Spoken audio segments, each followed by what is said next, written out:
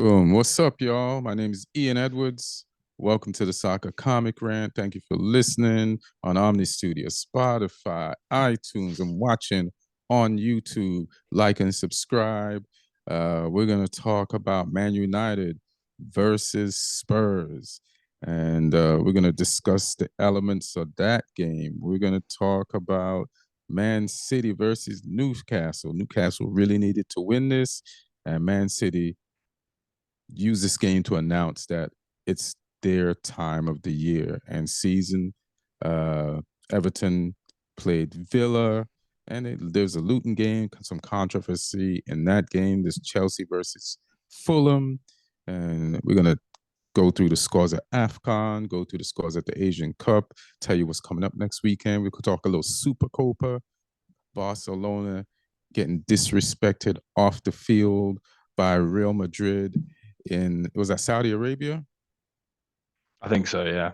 Yeah, in the Middle East. They paid for the game, so the whole semifinals and the finals was played out there. Jude Bellingham putting on a Zidane classic, great touches. You got Vinicius Jr. being vicious, a hat trick before the half. We'll talk about that. And whatever else, we're going to talk about Southampton. Southampton doing so good. Lee has two Southampton jerseys up as a backdrop. That's how good they're doing. Like you don't even you don't even have enough years of support to match up to the length of their non-losing streak. Like Southampton are really doing it in the championship. So it's good for Lee. At least somebody's team is doing their thing. So what's up? We got Lee Hudson, stand-up comic, Southampton fan. What's going on? I'm good. Just had some shows in Bristol tonight. City out west. I found a bar to watch the United Spurs game beforehand. So I got to sit and watch that and chat with you and Martin in the group. How did the fans in the bar, like, first of all, who were they supporting, or were they neutrals? There were some neutrals and there was a mixture. There were some United fans, there were some Spurs fans. Because Bristol have got two teams. They got Bristol City, who are in the Championship, and they got Bristol Rovers, who are, I think they're League Two now. They were League One. Are they still League One? They're League One. So they got a League One and a Championship team. So because the teams, the city is full of fans of other clubs as well. Okay. Because they don't want to support teams that aren't in the Premier League. Some people. So there was a real mix. I was in a bar with a bunch of screens. Had a good view of it. It was it was a fun game. Fun game to watch. People who live in Bristol, you chose Spurs as your Premier League. Okay, all right, Bristol.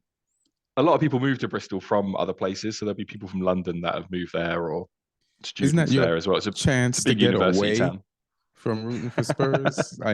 It's like a witness protection city for Spurs fan. You could become a fan of any team that you want once you're in Bristol. All right, fine. I don't know why people do it to themselves, but they do. All right. So was it a lively atmosphere? Did they enjoy the game? Like, what was their overall on the Spurs United joint? Yeah, it was a good atmosphere, especially first half because of the back and forth. Obviously it was 2-1 by half time, so there was a lot going on, a lot happening. I know it was 2-1. I almost turned off the game and let me just freeze time here. I never watch football again and leave with the almost did that. There was a lot of energy in the place when the goals were going in, but then sort of second half, obviously the quick goal out the gate for Spurs, and then after that it kind of the game petered out a little bit. So the energy kind of petered out a little bit as well. People were just watching, waiting for something to happen, but nothing quite did. Right. I mean, like being a United fan has changed so much. Like I was in just relief that we hung on and that we played good as a defensive unit and that you know like we drew with Spurs. That's what we're doing now. That's the vibe. Like we drew with Spurs. Spurs is doing well. Their coach has been there 6 months, and we're United fans. Are like we drew with Spurs. Like I'm happy we didn't lose. A loss would have been devastating. So I'll definitely take a point, but that's not where like we just don't have the work ethic on the pitch to give us the belief in our team. And I saw the Man City versus Newcastle game, and how Man City plays is what Ten Hag is trying to do with our players. But we don't have the personnel and the personnel with the mentality to ball like that. You know what I mean? To like these when you watch a Man City, these guys want to do the impossible things in football. They want to do things just straight out of Pep's imagination and add it to theirs and just do some amazing things. And our guys were just kind of mentally defeated. That's how we play. So today, the draw, I'll take it. But yeah, man, it's just where we are right now as a team. Like, I'm not depressed right now because we didn't lose. I'm actually kind of feel like it's a win. The tie. They'll take the point. We moved up some places based on that 1 point. So I'll take that. What did you think of the game? I mean, like I said, from a neutral perspective, I enjoyed it. It was an interesting game to watch because both teams were going at it. We're trying to make things happen. And yeah, obviously, I think all the goals were good finishes, which was interesting. I think I said in the group chat that was quite similar to the Man City Newcastle game as well. Just a game of really high quality goals, or good finishes. Like I mean, the Højlund one, I love finishes like that where they just try and take the net off and it hits the roof of the net. That was really satisfying to watch. And yeah, I mean, Richarlison's header was good technique to flick it to the corner where he did, and I think he's got a lot to thank Porro for the delivery. I hate when Richarlison scores. Nothing gets under my claws more than when Richarlison scores. And then against United at Old Trafford, just despicable. Yeah, I mean, yeah, as a person, he's not the most likable. But then, yeah, I mean, Rashford's goal, that was like a classic old Rashford goal where he cuts in off that side, he opens his body up and he just rolls it, sort of passes it into the far corner kind of thing, which is, it's the sort of thing that he used to do on the regular. That was like his sort of trademark finish, and then he kind of lost his way a little bit recently. And yeah, it's good to see him finish, though he was inconsistent, I thought, in the game overall. Right. But yeah, I mean, it was a good finish for that goal, and then Bentancur took his pretty well as well, from the angle. Don't know if maybe Onana could have done a little bit better, but yeah, I mean, just all good finishes. And yeah, I think as the second half wore on, Spurs maybe shaded it. They were sort of dominating the ball and stuff, but I mean, I think United were good value for the point. I think you worked hard. And there was some promising individual performances. Obviously, Martinez came off the bench as well, which that's a plus for you guys. I heard you had to adapt with, you were expecting Luke Shaw to start, and then Ten Hag said he was deemed fit just sort of not before the game. So Wan-Bissaka went in at left back, which is not his position. So you have players out of position as well, and you started the game with Evans, who he's got the experience, but it's just in these high tempo games he's sometimes a little bit caught out, but he did what he had to do. So yeah, it was interesting to watch, good entertainment from my perspective. It's a little bit sad when United fans are happy with a draw like you are, but Hey, man. I totally get it in terms of where you are right now. Um, and yeah, it's interesting to see Jim Radcliffe and Fergie up in the stands. Two Um, sirs, two sirs, yeah. two united gentlemen. It would have been interesting to hear. Yeah, I never heard two knights talk. What do knights say to each other? What type of conversation is that? I'm not sure, but it would have been interesting to be a fly on the wall, and to have heard what they were talking about. So yeah.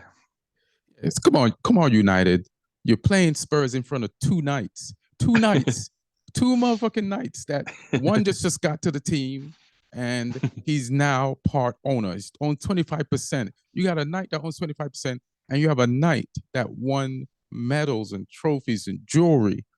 You know what I'm saying? Ice. He iced us out, and like, listen, I can't shit on the performance today because I don't have that much confidence in the team. So I feel like today, like, even though we got outpassed and outshot, I felt like as a defensive unit, we need to play like that more, and we'd have at least 5 more wins. I feel like the reference that I made earlier to Man City and how they play is how we're trying to play. That's how we started to try to play at the beginning of the season. And we were just too open because nobody wants to work hard enough defensively. Like, De Bruyne is like a fake 8 next to Rodri and then gets forward a lot. And we're trying to do that with Casemiro at the beginning of the season. And we just got found open because we didn't have the defenders to play a high line, to cause pressure, to make turnovers. So, we'll have Johnny Evans back there, and just as some individual performances today. I don't think Johnny Evans has been pretty impressive recently for us. I think he's good under pressure. He makes good passes out the back, and he's faster than people think. Nobody's like really beating him one-on-one, but getting Martinez back is definitely better. I thought Wan-Bissaka had a dope game. Like, he completely silenced that kid that Spurs got from Forest. Like, just hey man, you don't exist today. This is my world. I do this on either side of the pitch. You cannot come through over here. It's a wrap. Silenced him. I feel like Delal had a good game too. The goal that Spurs got, the first one, was off a really tricky, really well taken corner by Porro. And the fact that Richarlison practices with him, knows what he's one of the few people on the field that knows where that ball is going to go and how to get to it, and knows the difficulty that it can cause. I feel like Mano had a pretty decent game, so it's good to build up his the way he just feels as a professional player, and that'll just add more confidence to his game. I thought Bruno was all right. Højlund just smashing that left foot style, just trying to destroy everything in that ball's path. That was a good, vicious home goal. I thought Rashford played good on his goal. I felt like Rashford's goal reminded me of Kevin De Bruyne's goal when he came on, like for to tie it up for against Newcastle. Like, it was calm and just like pass through a player's leg into the corner, out of reach of the keeper. So it was just on the opposite side of the opposite end of the pitch. So I felt like Rashford's goal, but even Højlund's goal, like Højlund's goal is another example of the mistakes that Rashford made today. Like, Rashford dribbling too much, and then Undagi coming back to cover, tackles him, and the ball goes to Højlund, and Højlund roofs it. So we got lucky on that one, but you still need the quality to finish it. I felt like I felt sick to my stomach today when I saw that Van de Ven and Ndoggy was there for Spurs. Like, those two guys as defenders. Like, I've seen games this season where Ndoggy, when Van de Ven is out, is playing 3 positions for Spurs effortlessly. So I just, like, And then they got Van der Ven back on top of that. Like, that defense is solid. That those guys allow Spurs to play that high up the pitch game that they play, and gives all their forwards and stuff the confidence to press and keep the ball up there and just keep attacking. Like, those guys are very important. Like Undagi, if he keeps playing the way he's playing, and Van der Ven, they might, and it's early, but they're not going to be forgotten as Premier League players if they keep this up. They're two pretty good guys. It's solid, and Pedro Porro is not hurting Spurs either with his enthusiasm and his energy. And thank God, I said it last week. You asked me, how do I think we're going to do against Spurs? I'm like, I'm not worried about who's going to come back and play for us. I'm more encouraged by who's not going to be available for Spurs. So thank God for at the African League of Nations, and thank God for the Asian Cup, because of them, there's no Saar, Basuma, and Son, because that would have been enough for Spurs to win this today. So we'll take that. And a lot of the pundits also, they trashing us, and they're saying that, United had most of their players today and Spurs didn't have theirs and we couldn't beat them. But how do you use other people's missing players against us? But when we're missing players, you don't use that as an excuse for why we haven't won those games. So that's pretty hypocritical. It's like, we use their missing players to our advantage. So thank you.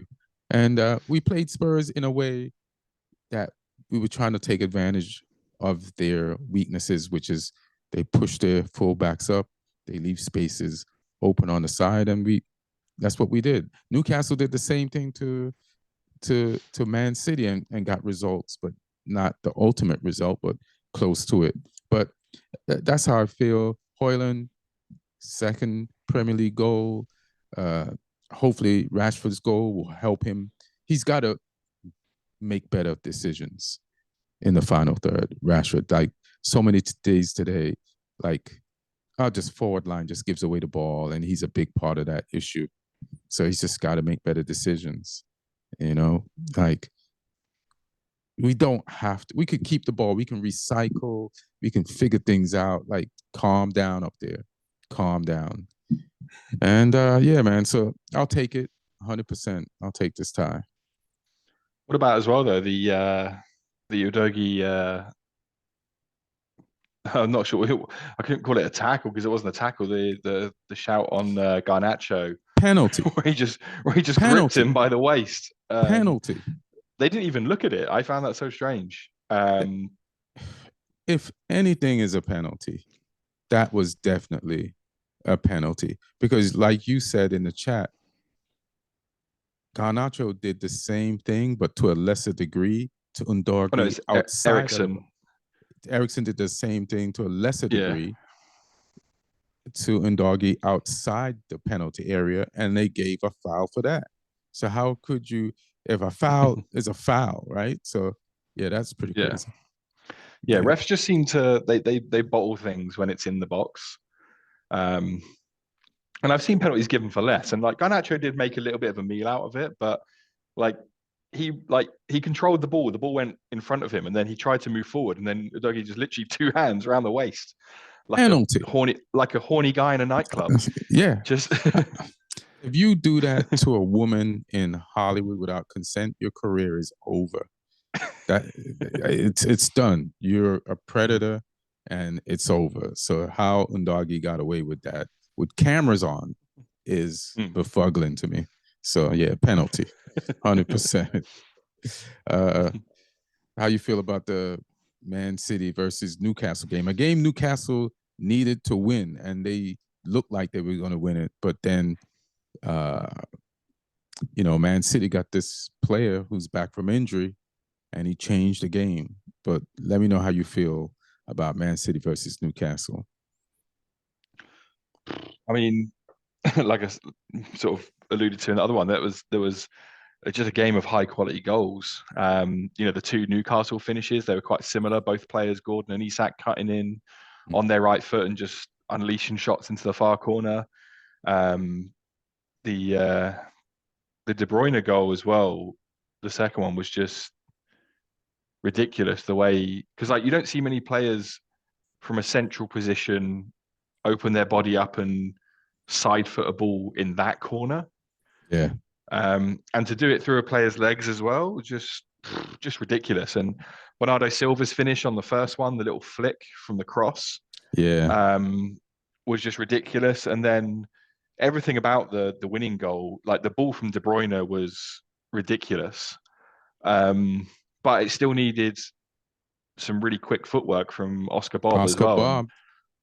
to be a young player in that moment in a game with that importance at 2-2, where they really do need the 3 points to keep up with that title race. And he received the ball in such a tight area. Like the ball was good from De Bruyne, but it still needed that work because he had to take a touch inside towards goal, and then as the defender was sort of lunging at him and the keeper was diving at him, he sort of shifted the ball 1 foot to the other really quickly to finish. And yeah, just a really calm, composed moment in a big moment from a young player is, that bodes well for his career, that he can handle those sort of moments and still execute under that pressure. And like I say, just the ball from De Bruyne was unreal. There's not many players that can, like the goal he scored, there's not many players that can score that goal, and the ball he played, there's not many players who can play that ball. It's just good to see him back playing because he's someone I love watching. Just his technique is pretty much flawless when he's passing or shooting. It's it's really fun to watch. I mean, I just remember watching the Premier League for a long time, or just other leagues, and it's hard to find left-sided players. And Man City got two in a possible. They got Doku, Grealish, and then just when you think they have enough, some kid named Oscar Bob just pops out of nowhere and adds to the lethalness off the left side. Like Foden plays left too, but he could play both, so he ends up on the right or somewhere else. And it's just great recruiting on their part and great training of youngsters. And one of the advantages that Man City has is one of the problems with United. Like these players, right? They're coming into a team that has won Champions League and has won the league multiple times. So then these young players can grow with that steel, and that's going to be handed to them but by these professional players.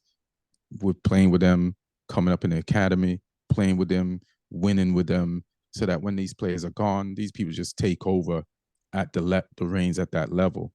And the problem with United right now, mentality-wise, is like Rashford is not playing as mature as he should be, but he didn't really come through on no top-tier Man United teams. And then Garnacho is just mad young. Højlund is just mad young. So our whole front line is just not at the level of Man City's, just even educational wise. You know what I mean? They don't get taught every day with people who make no excuses for not winning. It's just we put the ball in the back of the net somehow, one leg, no leg, blind, deaf. We put the ball in the back of the net. So we don't have that. And then Man City they're just where we were. You know what I mean? They got everything. You just bring it, the best coach, best organization, and you just bring players in and build them up to the level of the players that's there, and you just keep just going forward. And so they have that advantage. But as far as this game, I really thought Newcastle was going to pull it off because they needed to, and they got the goals to go ahead, and they exploited Man City's high line. Like Anderson got injured in the game, but he started off the game shaky. And then the new goalkeeper came in. And I can't even, a lot of the commentators that they were, if not blaming what's Man City's right back name, Kyle Walker, they were blaming him for not getting closer to those forwards on those goals. But those are just really good ass goals. Those are perfect. Like you get to where you want to take that shot and take the shot the way you're supposed to take it. That's going in. Both of those, and they went in. So I can't even blame Kyle Walker, you know. But I think he had an assist on the first goal for City, and so maybe it wasn't his greatest game, but they definitely, Newcastle had a plan to like take advantage of Man City. They were going to counter, and they got 2 goals out of it. And even though City had to change their goalkeeper and they got the 2 goals, Kevin De Bruyne came back when they were down 2-1, and that game ended 3-2 Man City. And Newcastle's in trouble. Eddie Howe's in trouble, because just because Newcastle got money, and Newcastle finished 4th last year. So they, Eddie Howe was always a placeholder, but if he don't start winning soon, or even if he does good, if he doesn't finish in the top 4, he's probably fired. No fault of his. No fault of his. Like, it's just the way of the game. Like, if you got some like coaches that are available that have won some shit, which I think there are. There's a bunch of coaches sitting around, like ex-PSG coach. You can get somebody in there like, what's the ex-Bayern coach, the young guy? No, but I think he just took over coaching Germany. But Nagelsmann. Yeah, Nagelsmann just took over. But they're definitely going behind Eddie Howe's back, whispering to some managers' agents to get them in there. So watch your back, Eddie Howe. I don't trust these money people. Like, it's just life. But they really needed this win. This would have been the perfect type of win to make it feel like they just won more than 3 points. It would have been a bigger win than it actually is, which is already a big win. It would have definitely take the heat off them because you're beating Man City, but they lost, and it just piles onto all the other losses that they just had in a row recently. Like, because everybody had Newcastle based on last season in their top, like, at least 5, and now they're down to. Let me check where they're at now. This is definitely not where people thought they would be. This is far from it, Let me see the standings. Yeah, Newcastle's 10th. It's unacceptable. Yeah, I mean, this weekend, Chelsea leapfrogged them with their win. So if Chelsea are coming above you, yeah, that's why I'm happy we tied, because Chelsea got ahead of us on Saturday, and I was like, that's bad. So then we got this tie, and we left Chelsea 2 places behind. I was happy. I was excited. I was excited to be behind West Ham because of Chelsea. So yeah, that's not good. But De Bruyne's back, Oscar Bob, a new young gem, that Man City just pulls out of their ass, and they just keep moving on, man. Apparently, I was going to say, apparently Haaland's back end of January. I mean, who needs that? Nobody needs that. But yeah, if he's back, everybody get as much points as you can now. Everybody, get him now, because it's about to be on. It's about to be Man City time. this game was the type of game where it was a turnaround game for them. Like, all right, let's seriously, guys, let's start the season now. Let's you guys ready? We got De Bruyne back. Haaland's come up. Y'all ready now? Let's go. So that's what this win felt like, like that moment. And you'd feel like a treble winning team doesn't need that moment, but you do. So it's on and popping. Any thoughts on the Everton Aston Villa game? I didn't see that much of it. I saw a little bit of it, but I mean, just Everton are solid, aren't they? Under Dyche now, this is what they do. They defensively, they're always going to be difficult to break down. A little bit disappointed in Villa that they couldn't really do anything in that game, but credit to Everton, they got that. And Calvert-Lewin missed a big chance as well. Like that, it could have been an Everton masterclass with the defensive performance and then pinching a goal. That would have been a classic Dyche win. But yeah, it wasn't to be. But I mean, he's sort of always in and out of the team, and injuries on and off, Calvert-Lewin. So I think he's still maybe a little bit rusty, or he has been back a little bit now. But yeah, I mean, Villa, they had the ball, they had the majority of the chances, but yeah, if Calvert-Lewin had put that one in, then yeah, let's talk about Calvert-Lewin because I like him, And like you said, the end of last season, beginning of the season, injuries. So he didn't get to score some goals and build that striker confidence. But then the last few games, the manager's like, you're the guy. I believe in you. And he's playing like he's definitely lost his confidence. You know what I mean? He's definitely lost his confidence. Yeah. Like even that one-on-one with Martinez, he made the wrong decision. He didn't make the goalkeeper second guess himself. Martinez won the game of chicken. And then Martinez saves the ball and Calvert-Lewin is off in his head, like holding his forehead. And it's like, that ball is still alive.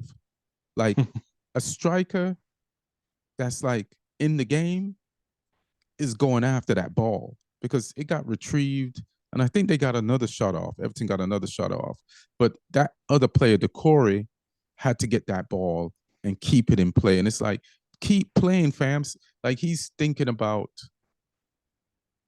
what didn't happen so much. He can't even continue playing even though the ball is live. And that's how much he's just into his head. He was into his first touch, even though it was a great touch, good enough to get away from the Villa defenders. He just never looked like that person that's walking up to score the penalty that ain't going in. That's how he looked. So Calvin, man, I don't know what you do. Just calm down, bro. Like you got it. Just calm down. Get back in this. But yeah, Sean Dyche got the point today, so I'm sure the fans will be happy with that. And they all played for the badge today. Like all the midfielders, all the defenders, like every defender left with a head wound. Like Tarkowski had the cement stitches, and then Mikalenko as well. Mikalenko, I saw that one. Bandage, and then the other one had something like everybody had to change their shirts, had to wipe blood off them. I saw people diving, blocking shots in their balls. Like they was like, we might not win today, but we ain't losing today, and that was the sentiment. And so those fans should be like against Villa, who's just. Do you know that this is Unai Emery in coaching Arsenal and Villa? This is his first 0-0 game in the Premier League. It's just pretty crazy. Yeah, pretty crazy stat. So yeah, that. You want to talk about the Super Copa? Real Madrid, embarrassing. Barcelona and Xavi What do you think if you're Xavi and you're watching Jude Bellingham play like you, but against you? Like, how do you feel? You know what I mean? How do you feel to see somebody playing like you, but not for you, against you, and just dusting your team off and having fun and making it look easy? I mean, Xavi's probably more concerned about the bigger problems than than just Bellingham. But I mean, yeah, the way Bellingham's playing, like it's just scary about how much more he's got left given his Mm-hmm. age. Yeah. And just I think amazing how quickly he's looked like he's looked comfortable in that Real Madrid team from game one. Like there wasn't any like acclamation period really or anything. Like he was scoring goals and playing with class from the first second he put on a Real Madrid shirt, which is crazy when you think of like the pressure, the expectations, the prestige of it all for a young player. Mm-hmm. So you know that just speaks so much about his capabilities and his mentality. Because you know we've seen players before come through that have got maybe the same level of ability as him, like the technical ability or the goal scoring ability and stuff like that, but they haven't quite made the most of their careers because of mentality. But he's got both. Like he's got that unreal ability, but he also seems to be just a you know ruthlessly focused guy in terms of stepping up to the plate in the big moments and putting in big performances in big games and not being overawed, like I say, by the prestige and the pressure of playing for one of the biggest clubs in the world. And that's pretty incredible. And if Real Madrid can keep the core of players like him and Vinny Jr. and people who could play for them for years if they treat them right, like Tchouameni as well and Camavinga, these guys, hopefully if they don't have to sell any of them, they can keep that core and then build with new players once the older ones start to move through, like Cruz and Rudiger and Modric and people, because those guys ain't going to last forever. Right. Yeah, like that Real Madrid team could be so dominant, even more so than they already are. I want to see I want to see a Real Madrid City game soon, just Oh, to that's crazy. because I don't they play each other, have they, since Bellingham's gone? So they're not in the Champions League group, so they'll probably meet at some point in the Champions League this year, I'd imagine. Mm-hmm. I'd be interested to see that matchup because obviously Man City just sort of dominated Real Madrid the last time they played, but that was pre-Bellingham Real Madrid. So I'll be interested to see that one. But I mean, yeah, this game, like Barcelona still did, like they created chances and they had more of, they didn't like dominate possession, but they had more of the ball. And the Lewandowski goal was ridiculous. But just Real Madrid are effective and ruthless. Vinny Jr. hitting a hat trick before half time is nuts. So yeah, like when he's on it, he's one of the best in the world as well. So just yeah, it's scary times because obviously Barca winning the league under Xavi thought they'd maybe turn the corner. Right. But this season it's kind of looking like there was a false dawn. There's some issues there. I mean, not really. Like they won the league, they got to a final.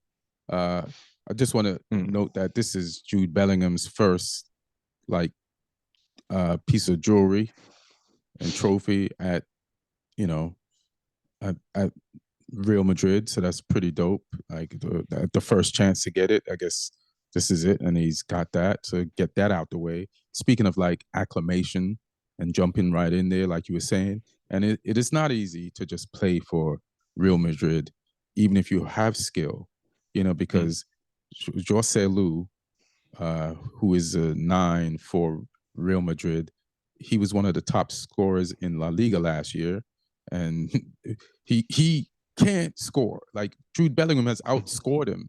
Like he's not calm, he's not nervous, he's feeling the pressure. So for this kid to come in here and it ain't nothing, you got to give him credit for that because there's people that's played in La Liga that moved up to Real Madrid and Barcelona level and just couldn't hack it. It does take something really special to do that. And then you were talking about the young players, and it's like I forgot about Valverde. Like I saw Valverde for the first time this year that I remember, or since since the season started, like in the game before. And I was like, oh snap, I forgot Real Madrid had a Valverde because he was injured and I didn't realize. And it's like, so him, his skill, his composure, his energy with Chouameni and I can't remember I like him too, with the dreads, French also, Camavinga. Camavinga, and just they got this other kid named Brahim who's just coming out of nowhere. I think he was on loan last year, and they said let's bring him back. He might be able to do something, and he scored 2 goals I think in the semifinal versus Atletico, and Mendy. Like you can't count on Mendy. He's one of those players. He's going to be injured like more than he plays. He's a fullback. He got what's the Chelsea James player? Reece James, yeah. He's got Chelsea Chelsea fullback Reece James disease and Chilwell disease. Like good, really good. But when Mendy scored in the last game, you might not see Mendy again for the rest of the season. Like that's how injury prone he is, unfortunately for him, because he's really good and he links up really good with Vinicius Jr. And speaking of young people, you got Rodrigo, Vinicius Jr. So they got a strong young nucleus again. Like I was saying, like that have come through in the way under the wing of some of the best players in Real Madrid history. And they've won with these players, and now they're on their level. So now you can bring in new players to fill in for like the Modrics and the Cruz. It's going to be hard.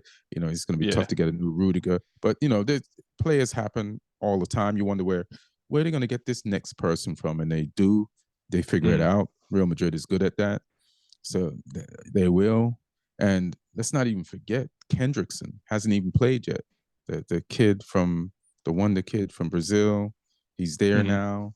So at some point, he's going to start making appearances. They're going to get him ready the same way they got Rodrigo and Vinicius Jr. ready. They had him at a young age and like brought them through. So let's see what he got. So yeah, it's Real Madrid did their thing today. It's Brahim Diaz is an interesting one because he came through at City. Yeah. They plucked him from Malaga, and then he came into City's team like really young, and I don't know, for whatever reason, I don't know if they maybe if he didn't think he was going to get the game time there or whatever. But at 19, he'd already been there a few seasons, and at 19 he made the switch to Real Madrid, but they just loaned him out for a couple of seasons to AC Milan. So they just loaned him out there, and I think he was part of their title-winning team at AC Milan. Oh, snap. When they won Seria A the other season. I think you're right. Yeah. But he's still only 24, which is crazy. He's had all this experience already, playing a handful of Premier League games for Man City and being in the latter stages of the academy there before that. And then being loaned out to AC Milan, playing like starting football at the top of Seria A, and now into this team and still only 24. And I feel like Valverde's been around for ages as well, but he's only 25. He's young. So it's it's a crazy squad that they're building, and like we've just said, like managing that transition of the older players, if they get that right, then yeah. And Brahim, he wants it. Like he feels like he goes hard for his. He's like plays with a chip on his shoulder, and he's comfortably fitting in there.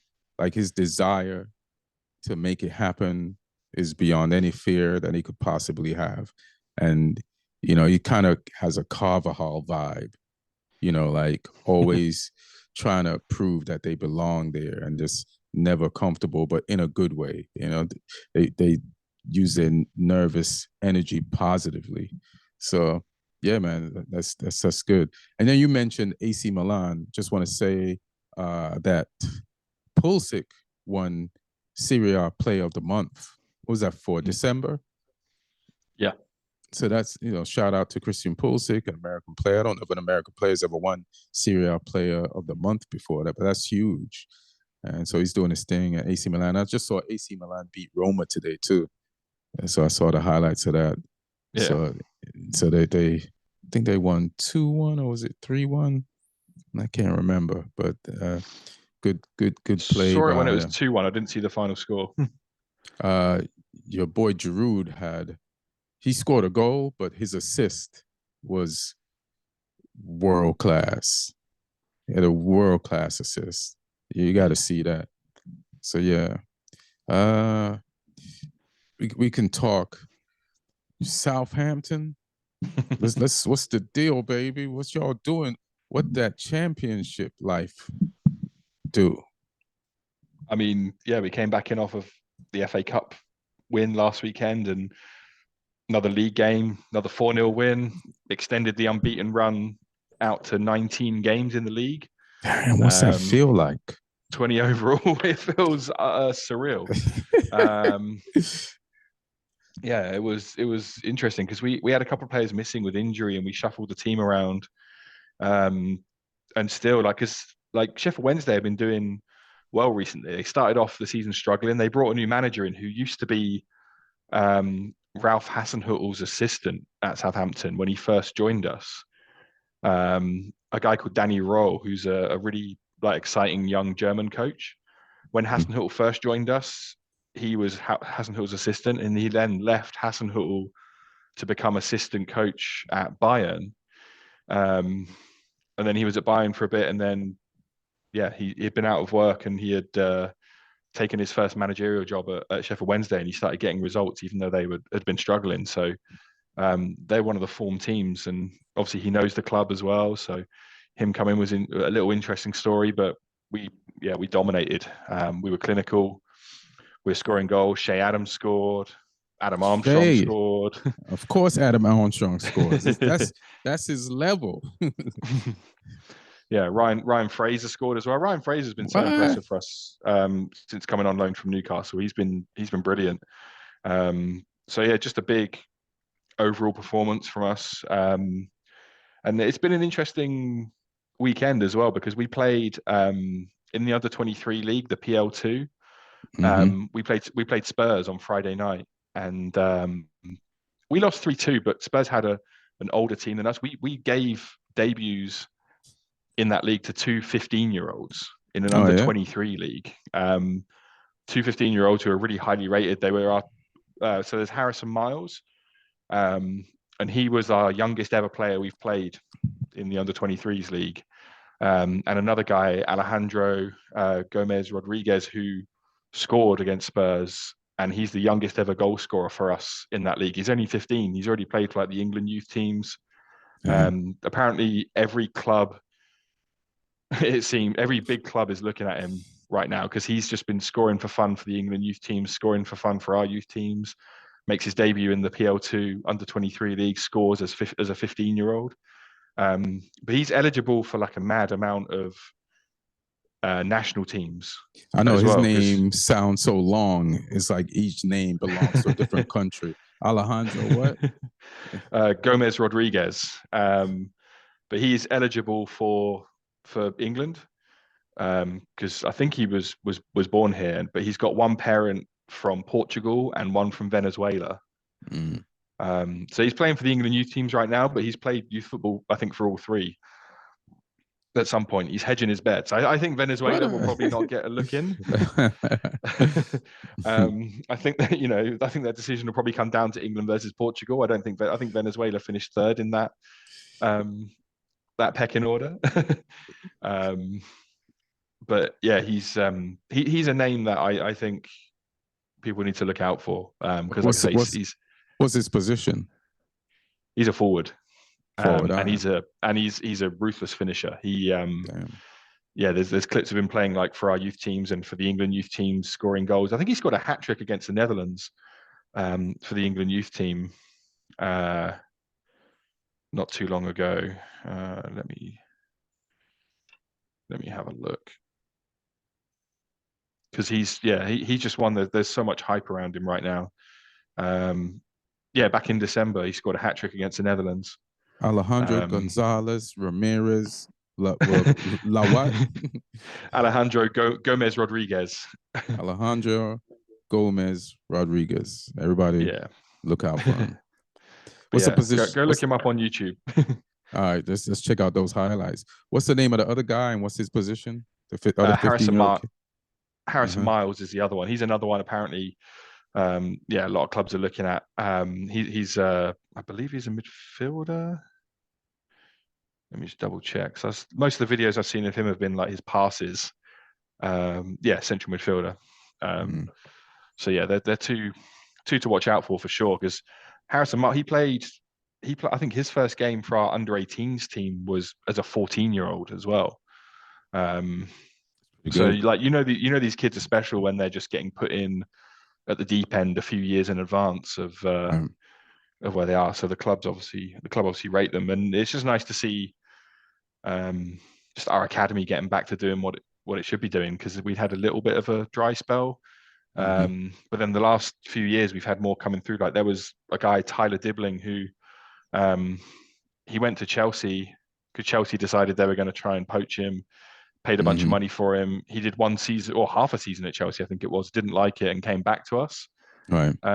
He's still a teenager. He came off the bench against Sheffield Wednesday on Saturday for the last sort of 10 minutes or so, I think it was. And he looked good as well. So he's another one that there's a lot of hype around. Yeah, it's good to see us having some players come through again. Yeah, Chelsea it's just like Chelsea's just trying to play a Premier League youth academy from youth academies all over the world on as their starting 11. It's like they're rumored to buy another. I think he's a Brazilian wonder kid or Argentinian wonder kid, like after Kendrickson. So I put that in the chat, but somebody might have put it in the chat before me, but they're in for that. So what's your place in the league now, championship? We're third. We went second briefly because Ipswich played a later game. They played against Sunderland on the late kickoff. And it was heartbreaking because Sunderland went 1-0 up, and I was thinking, here we go. We're finally going to move into second place permanently. And then Ipswich turned it around and won 2-1. So we're third, but we're 3 points behind. We're 3 points behind Ipswich. Leicester lost this weekend. They lost 3-1 to Coventry. So we closed the gap on Leicester a little bit. We're still 10 points off Leicester.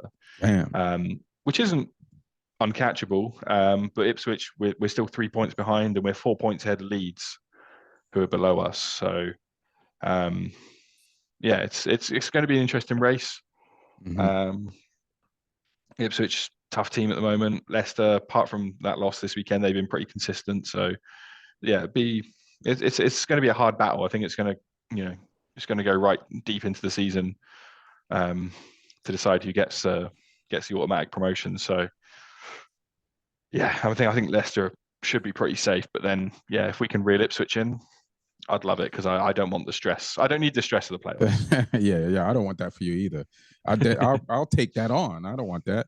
I feel like there's, like you said, there's enough time to like chip away at that lead. There's enough. Do you feel like you have more Premier League players with experience on Southampton than Ipswich does? Oh yeah, for sure. Yeah, we've got a more experienced squad and a deeper squad. But Ipswich have had players who, like, they got promotion just last season from League One, and they kind of just rolled that confidence on, and they're very well coached as well. Kieran McKenna, the ex-Man United coach who's there, he's a very smart guy, and he's got them really well drilled. I forgot. Now I got to root for them. Sorry, Lee. Well, root for both of us to catch Leicester, and Leicester sounds impossible. That sounds impossible. It's only one spot left, baby. they're only 10 points away. We can catch them. You'll be fine in the playoffs, man. we won't. I don't trust us at all. I don't trust us at all. But we just signed a player on loan from Bournemouth today. Joe Rothwell, he's a centre midfielder. He's 29. He's got a lot of experience. He's got Bournemouth. I think he's helped Bournemouth get promoted when he was there. And he's not quite getting the minutes in the Premier League. So he's come on loan to us. So that's another good bit of experience to add in, because we've got a lot of games coming up as well with the FA Cup and the league as well. So yeah, it's nice to have another player in. Apparently, we're looking at maybe adding a winger as well. But for the most part, the squad's good. They said we might get one or two in this window just to try and help us, get over the line. But nothing too crazy is going to happen. Hopefully, we won't lose any. So yeah, things are good right now, which is it's a weird feeling for me. I'm not used to I'm not used to this. It's like not losing at all. Yeah, it's just it's weird when we're going into games expecting to win. Like it's an unnatural feeling for me. That's your vibe now. Yeah, That's like good. I'm used to the nerves as well. This is weird when we're actually, because even at the start of the season when we were winning some games, we weren't winning them convincingly. But now the last sort of month, we've started really putting teams away. We've started, because we when we went through a little rocky patch at the start of the season, we went into like negative goal difference. But now we're plus 19. Damn. Which is crazy. We turned it right round, and we've been scoring goals for fun. These last few games, Shea Adams has come back on form. Adam Armstrong has carried on his form. Ryan Fraser's been pitching in with the goals. So yeah, we're starting to score more now, which is good. Long may it continue. Because yeah, I might get used to it. I hope so. So want to see you get you back in the Prem. You know what I'm saying? Get you miserable like I am. Yeah, we can do a Burnley. We can come up and then just lose all of the momentum that got us there. Right. Speaking of, I'm just looking at next weekend's game. So they're doing this winter break thing. Could you explain this winter break thing? Like what does it do? How does they it kind help? of like staggered the games so that they were like over one game week is over 2 weeks. So there were 5 games this half of the game week. It's all technically game week 21. So obviously you had the 5 games, and then there's another 5 games next Saturday, which the likes of Arsenal were playing, Liverpool, some other teams as well, and like there's some FA Cup replays in between. But if you've got an FA Cup replay, that's on you because you fucked up the first game. You wouldn't have to have this extra fixture if you'd have done your job, or if you'd at Liverpool lost on purpose. Yeah, yeah. It's if you're playing that's on you. That's not anyone else's fault. So yeah, there's a few Premier League teams in action. Like Wolves are playing Brentford. That's tomorrow. West Ham are playing against Bristol City. Everton playing Palace. So yeah, no, that's not even tomorrow. Yeah, that one's later on, and that's later on in the week. Everton Palace is Wednesday. For you talking about FA Cup? Yeah. Okay, Everton Palace is Wednesday. Yeah, and then Wolves Brentford is tomorrow. Nottingham Forest and West Ham. Nottingham Forest play Wednesday. West Ham play tomorrow against Bristol City. And I mean, not involving any Premier League teams, but the big one, Eastleigh versus Newport County, to play for the right to play Manchester United. And tell us who you want to win that game and why. I want Eastleigh to win. It's about half an hour from where I live.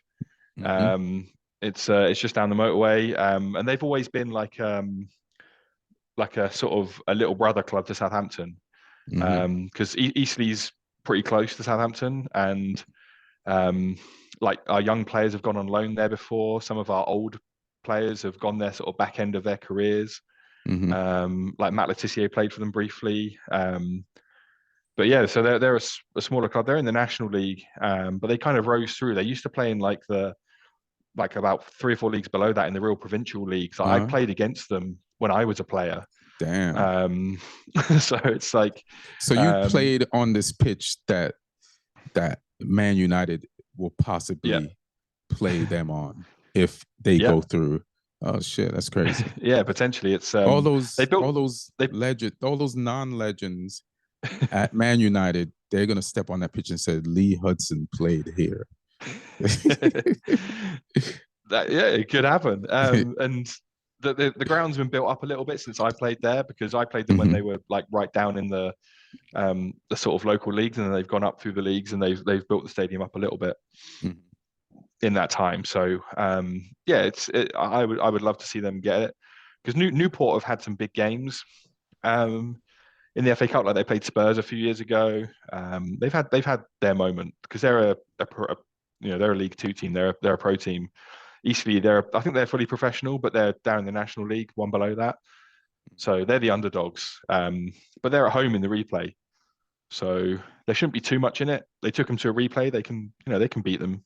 And I'd love to see it. I'd just love to see Man United there, because that's what we deserve to be. Yeah. Years ago, I got to see Man United come and play a team local to me, a team even closer to me, a team about 15 minutes away, called Aldershot. At the time, Aldershot were a League Two team. I was coaching in their academy. Oh, get out! And they drew Man United in the. It's what's now the Carabao Cup. It was called something else. It had a different sponsor back then. But let me get the teams for you. Let me tell you who was on the team that day, because this was 2011. Man United won 3-0. But the team that day, so in goal was Ben Amos. For us or for them? For you, he was in goal for you. He was like an academy kid. He was on the bench for Wigan when you played them in the FA Cup. So that was the link there. Phil Jones was at the back. Oh, boy. Nemanja Vidic. Okay. So Vidic came and played there. Fabio da Silva. All right. Zeki Friars. You remember Zeki Friars? I remember that name, but I don't remember. He was a young fullback, because you sort of mix the team up a little bit. So Antonio Valencia played, all right, and scored. Tom Captain. Cleverley. Yeah, I remember Tom Cleverley. Tom Cleverley was in there. Park Ji Sung played. Yeah. Damn. Mame Biram Diouf played. Yeah. Michael Owen played. He started and scored.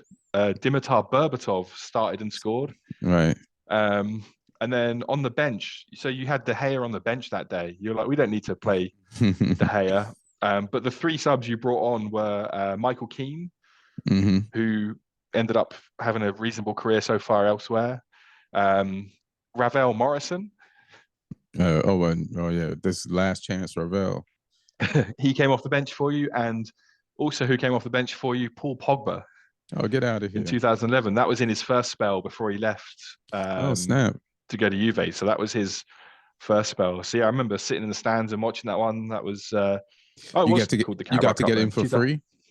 Oh yeah, because I was staff. So yeah, it was. But that was their stadium was pretty small, and I'd seen the away changing rooms there. The away changing room there was like the same size as like a McDonald's bathroom. It was small, and I was trying, because this is when Fergie was still there. And I was trying to picture Fergie trying to give a team talk in this little box changing room. Yeah, it was pretty amusing. So probably have to stand outside and yell in. Probably. If I was United, I would have done it on the team coach. The team coach is probably more luxurious than this dressing room. So yeah, it'll be really interesting if United get to play Eastleigh, because it'll bring back memories of that game I saw, and yeah, it'll just be a good occasion for Eastleigh to have a full stadium, a bit of media coverage, because that game will for sure be on TV if Eastleigh managed to do it. So I think even if Newport do it, it'll be on TV. Come on, Eastleigh. That'll be dope. That's what I'll be cheering. So yeah, that'll be interesting to see who comes out on top in that one. Let me just see exactly when that game is. FA Cup. Oh, where are we going? That one gets decided on. That's tomorrow. So yeah. Oh, yeah. All right. I might peep that. I'll peep one of the probably the other games. So yeah, that's interesting. That's good to know. Just for the games next weekend, like I feel like on the Premier League schedule. Like Brighton Wolves, kind of important. Another level of importance, I would say Liverpool, Bournemouth, because of Bournemouth's recent form, and Liverpool where they are at the table. And this is not going to be no easy win, and it's at Bournemouth. But Klopp is trying to reestablish Liverpool in its second cycle, and Man City is Man City season, and they're a few points ahead, and they want to stay and beat as many teams as they can because the pressure is about to start to get ratcheted up on that rack. But I feel like the biggest game next weekend is Arsenal versus Crystal Palace because it's a London derby, and just because Arsenal's one win out of 7 is not a good look, and this could be like they really need this win, and that they're kind of in trouble just because of the way Arteta, who was normally good when he first got to Arsenal and like getting the right personnel in, has not done a good job in the summer transfer window and getting what the team needs. And now they're paying, and now you're overplaying people. And Crystal Palace can be a pain in the ass. Like the players play for Roy Hudson. Like if there's any hint of fire, Roy Hudson, everybody steps up. In terrible times, because these players want him to finish the season. So, yeah, I think that might be the most important game because Liverpool, I feel like, ultimately will handle Bournemouth, but I'm not sure how much. Arsenal. What used to impress me is like how they started games, and they still started the games that they lost well. But what if their confidence is really gone and they don't even start games well now, and they struggle from the beginning? So let's see if, I'm not saying that'll happen, but it's a possibility. Yeah, for sure. One I'm interested about is Brentford Forest, because it's the return of Ivan Toney. Oh, snap. And it's unfortunate for him that the FA Cup replays, some of them are Monday, some of them are Wednesday. If the Brentford Wolves replay was on Wednesday, he could play, but it's on Monday, so he can't play because his ban is still running. So yeah, that was good for Wolves that he can't play. So Forest need to watch out because that's the game he's going to get unleashed on. It would have been nice for Forest if he'd have played the Wolves game in the FA Cup, because they'd be like, okay, we're not going to be the first team that he comes back against. Because I think he's going to come out the gates with a hunger. We kind of touched on it on the last episode as well. So I'm looking forward to that one, just to see him back out on the pitch, because I think it's a horrible thing for a professional to have to go through, where they just tell you can't do, the one thing you do. And yeah, given that, the league are happy to take so much money from gambling companies and stuff. Right. And the clubs are so much, the game as a whole is happy to take so much sponsorship from gambling companies. It's like, it's a bit contradictory. Like, he shouldn't have done what he did, Right. Especially like, betting on the team he plays for and stuff. But it's like, you have to acknowledge that you've created that world by encouraging these companies as well. So I thought the sentence was harsh in terms of the length and the effect that must have on someone mentally to be taken out of the thing they do for that long. Because he wasn't even allowed to train with the team for most of his ban as well. Like, he had to train solo, which it just all felt a little bit grubby, given that the game is so happy to take the money from these betting companies. So, but I think from next season, betting companies are banned on shirts. Oh yeah, they can still sponsor like at the stadiums and stuff. But I think the actual shirts themselves are going to be, in the Premier League at least, are going to be free from betting companies.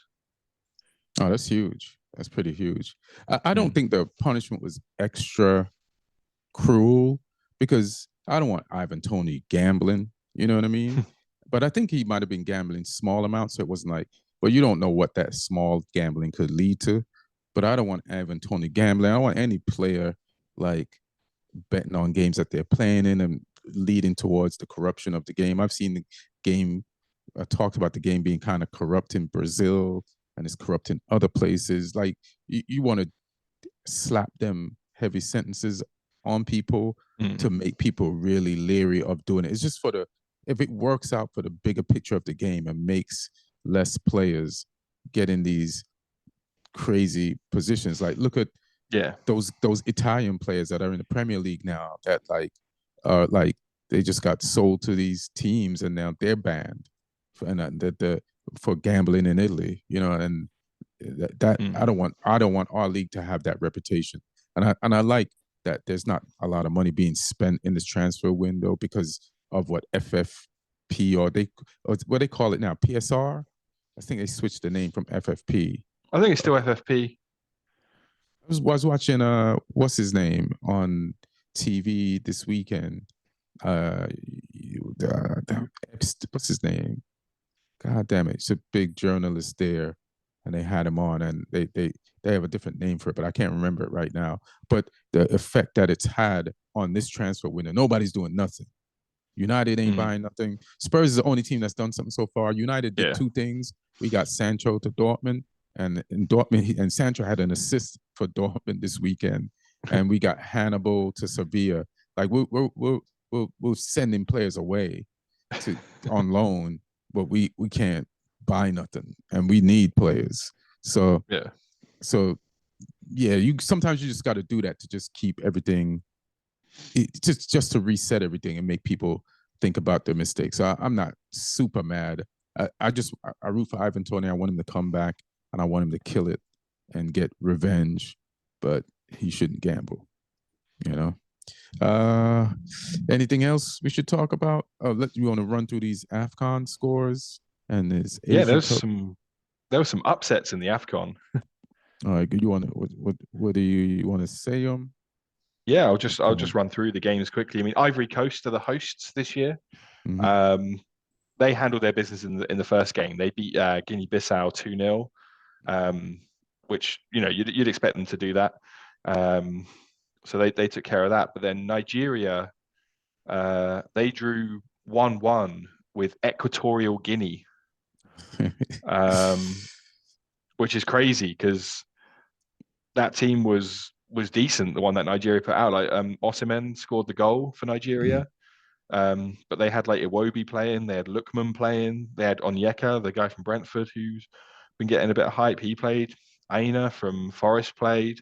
Like they had a good team, and yeah, they only drew 1-1 with Equatorial Guinea, who they got some players, but it's a game that they should be winning.